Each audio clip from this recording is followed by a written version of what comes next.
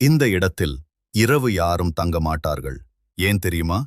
வட இந்தியாவில் இருக்கும் நிதிவன் என்ற ஒரு மர்மமான புனித இடம்.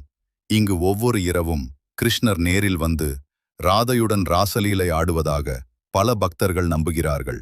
அதனால் சூரியன் மறைந்ததும் இந்த பகுதி முழுவதும் மூடப்படுகிறது. இரவு நேரத்தில் யாரும் அங்கே தங்க அனுமதி கிடையாது. அந்த இடத்திற்கு அருகில் இருக்கும் வீடுகள் கூட ஜன்னல்களை மூடிவிடுகிறார்கள். ஏன் தெரியுமா? கிருஷ்ணரின் தெய்வீக லீலையை மனிதர்கள் பார்க்கக்கூடாது என்று நம்பப்படுகிறது. நிதிவனில் இருக்கும் மரங்கள் கூட மிகவும் விசித்திரமானவை. அவை சாதாரண மரங்களைப் போல இல்லை.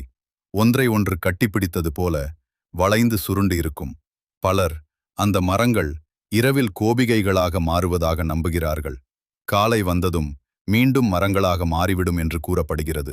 இன்னும் அதிர்ச்சியான விஷயம் ஒன்று இருக்கிறது.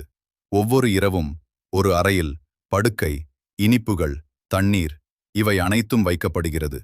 பின்னர் கதவுகள் பூட்டப்படுகிறது. ஆனால் அடுத்த நாள் காலை அந்த இனிப்புகள் சாப்பிட்டது போலவும், தண்ணீர் பயன்படுத்தியது போலவும், படுக்கை கலைந்தது போலவும் இருப்பதாக அங்குள்ள மக்கள் கூறுகிறார்கள்.